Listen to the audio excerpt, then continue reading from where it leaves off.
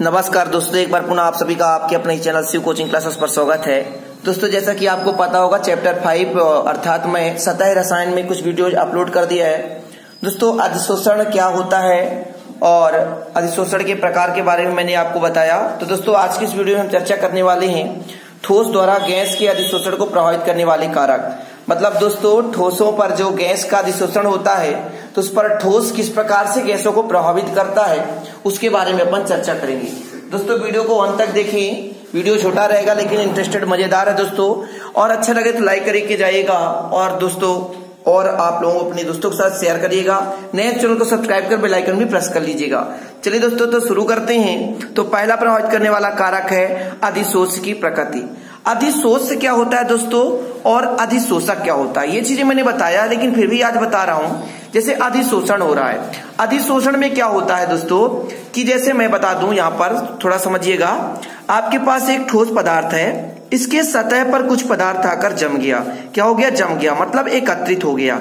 इससे क्या हुआ दोस्तों, ये जो पदार्थ आकर इस पर जमा यानी आकर्षित हुआ, ये कहलाया अधिशोष। ये क्या कहलाया? अधिशोष। जैसे दोस्तों हाइड्रोजन आके प्लेटिनम पर अधिशोषित होता है और जिस पर अधिशोषित हो रहा है वो कहलाएगा अधिशोषक। तो यहाँ पर दोस्तों जो प्लेटिनम है ये अधिशोषक है और H2 क्या है? अधिशोष है। मतलब जो पदार्थ आकर अधिशोषित हो रहा है उसे कहते हैं दोस्तों क्या? अधिशोष। और जिस पदार्थ पर अधिशोषण हो रहा है दोस्तों उसे कहते हैं क्या? अधिशोषक। तो समझ में आई बात। तो दोस्तों अधिशोष की प्रकृति किस प्रकार निर्भर करती है? तो दोस्तों जो अधिशोष होता है यदि वह आसानी से द्रवित हो जा रहा है, जैसे दोस्तों NH3 है ना, HCl CO2, मतलब ऐसे गैस जो आसानी से द्रवित अवस्था में हो जाते हैं वो दोस्तों अधिक अधिशोषित होते हैं। क्या होते हैं? अधिक अधिशोषित होते हैं।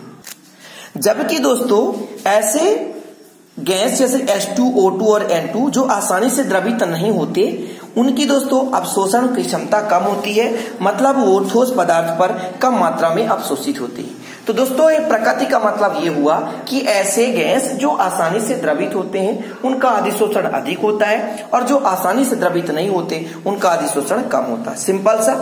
अगला दोस्तों ताप का प्रभाव। ठीक है, तो आपको पता होना चाहिए दोस्तों कि ऊष्माक्षेपी अभिक्रिया है अधिशोषण। अधिशोषण क्या कैसी अभिक्रिया है? तो ऊष्माक्षेपी अभिक्रिया। ऊष्माक्षेपी मतलब उसमें से ऊष्मा का क्या होता है? उत्सर्जन होता है। अब ऑलरेडी दोस्तों जिसमें ऊष्मा का उत्सर्जन होगा यदि उसका ताप बढ़ाएंगे तो उसकी क्रिया में कमी आएगी। सिंपल सा।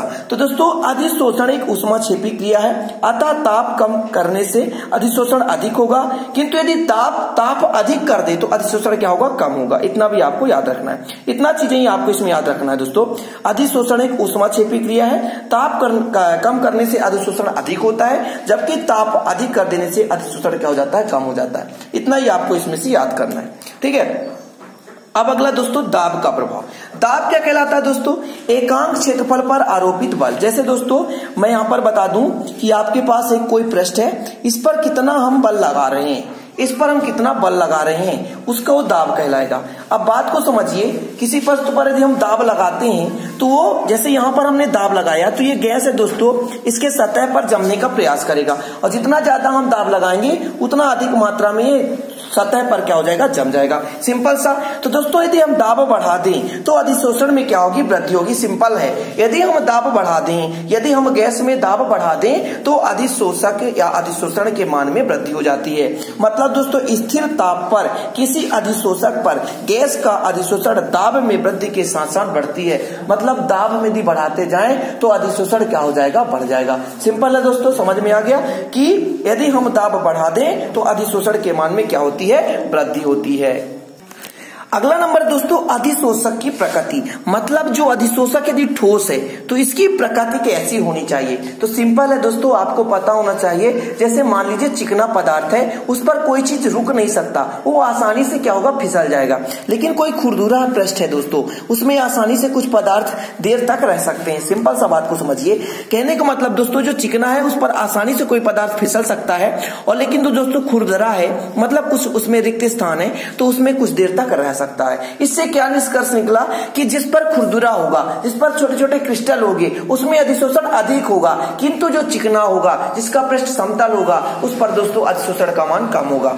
इससे तो यहाँ पर देखना है कि अधिशोषण की सतह की प्रक्रिया होने के कारण यह ठोस की सतह पर निर्भर करती है। दोस्तों सिंपल सा, अधिशोषण एक सबसे ज्यादा क्रिया कहाँ होती है? ठोस पर होती है। कहां पर होती है? ठोस पर होती है। इस कारण से दोस्तों ठोस के सतह पर भी यह निर्भर होता है। जैसे यदि अधिशोषक का सतह मतलब ठोस का सतह खुरदुरी है ना, सछिद्र ठोस है या महान पाउडर है, तब उस पर दोस्तों अधिशोषण की क्रिया अधिक होगी। सिंपल सा दोस्तों, अधिशोषण वहां पर अधिक होगा जिसका पृष्ठ खुरदुरा है, जिसके पृष्ठ पर कुछ रिक्त स्थानें हैं। सिंपल सा समझ में आ गया। तो इस प्रकार दोस्तों 4 प्रभावित करने वाले कारक आपको याद करने हैं। पहला क्या था दोस्तों? अधिशोषक की प्रकृति। अधिशोष मतलब जिस पदार्थ का उस पर अधिशोषण हो रहा है। दूसरा था ताप। ताप का क्या होता है दोस्तों? यदि ताप बढ़ाएंगे तो अधिशोषण कम होगा, ताप कम करेंगे तो अधिशोषण अधिक होगा। तीसरा था दोस्तों दाब। ऑलरेडी किसी का दाब लगाएंगे तो उस पर बल ज्यादा आरोपित होगा, और जब बल ज्यादा आरोपित होगा तो अधिशोषण तो अधिक होगा। सिंपल है। अगला दोस्तों अधिशोषक की प्रकृति, तो सिंपल समझ गए होंगे, यदि खुरदुरा है तो अधिशोषण अधिक होगा, यदि चिकना है तो अधिशोषण क्या होगा? कम होगा। तो इस प्रकार दोस्तों आज के लिए इतना ही। मिलेंगे अगले वीडियो में नए टॉपिक साथ। तब तक के लिए दोस्तों जय हिंद, वंदे मातरम।